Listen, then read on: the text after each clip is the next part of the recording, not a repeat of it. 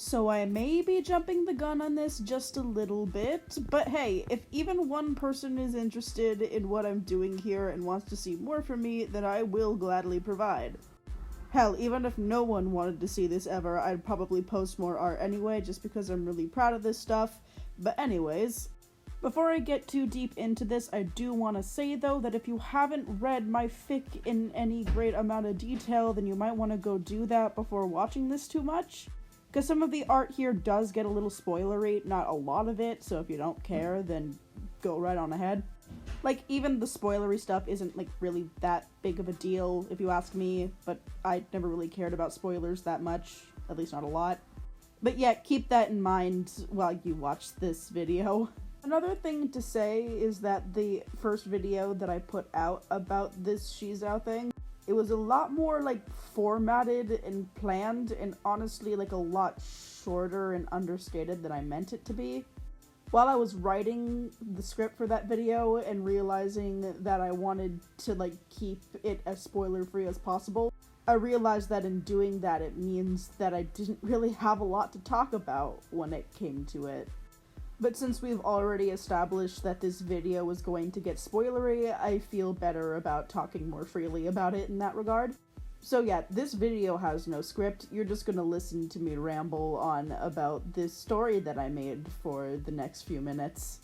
This story is also, like, really near and dear to my heart. Like, I think this is the longest running story that I've ever, like, consistently worked on. And it's definitely of, like, the best quality that I've ever put out. It's actually, like, kind of ridiculous how much this story, like, got away from me. Like I said, the original SheZow is so simple and has so little plot that I was really able to just do whatever I wanted with just, like, a really vague outline given to me by the original story. So while it's still definitely a fanfic, I still consider this story to be my story and all these characters to be my characters. Because absolutely no hate to the original show and creators, but I do kind of feel like I put more effort into them than they did. One thing I didn't mention in the first video, but I did kind of age up this story a little bit. Both in the sense that I age up the main characters from being 12 to 14, and that I think I would consider it young adult fiction rather than for kids. Mainly because, like, while I don't like writing stuff that's very graphic or edgy, I also don't like I don't like reeling myself in when I write. Let's put it that way. So, as you'll all have noticed, the characters swear a lot. I mean, hopefully not a lot, like, excessively, but... And there are, like, one or two relatively graphic moments. But, like, honestly, only when it feels natural for the story. Another thing that felt really natural was adding more queer representation. The show is about a superhero drag queen. I don't know what you guys expected. Now, I am gonna say one thing. I'm not upset with the original show for not making any of the characters explicitly queer. In fact, that is, like, it was kind of like a little bit of a breath of fresh air. Because, you know, clothes don't equal gender or sexuality. It's one of the reasons why I decided on keeping Guy strictly a cis boy rather than making him genderqueer.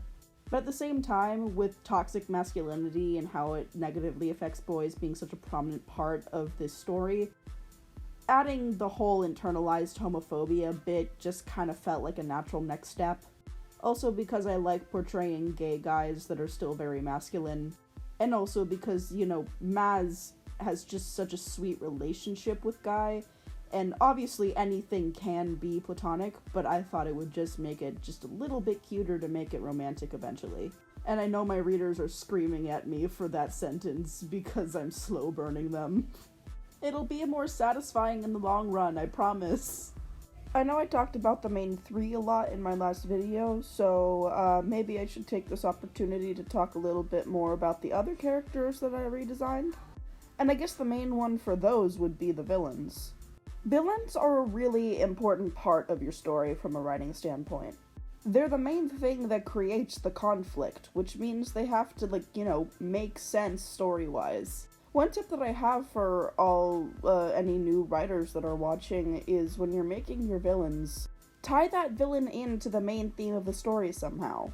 For example, one of the main themes of this story is grief, so I introduced Tara, who is very much not taking her grief well at all, in the slightest. Another theme of this story is that Guy does not express himself well, or realize how very, very insecure he is. So I introduced SheZow, who is literally a mirror clone of him and has all of his memories and opinions of himself. Circling back to the grief thing again, I also introduced Timmy, but the purpose of Timmy was more to develop Guy's sense of empathy and more feminine traits, honestly. Here we have the first problem he can't punch his way out of. Not only that, but he's made it a very personal one. So that literally motivated him to grow as a character. He talked about his feelings with a stranger, basically, for the first time. And that worked! Another note I have is to make morality interesting. In this story, I've got villains of all kinds. I've got villains who were a problem at one point, but were honestly just hurting and needed to be talked to. We've got villains who are hurting and are taking their hurt far too far, and hurting others in the process. We've got villains who aren't exactly evil, just misunderstood, and needing a little bit of guidance. And then we've got straight up dirtbags. But even they have reasons and motivations for doing what they do. And even they pose certain challenges for our main characters. And we are just about coming to the end of this video. This was basically like all of the art that I've done for this series. Except for 2 other pieces and like a comic or 2. I think I'll probably do a few videos going in detail about those ones. But beyond that, that's all I have to share with you today. Thank you to all my readers who showed such interest in this. Bye!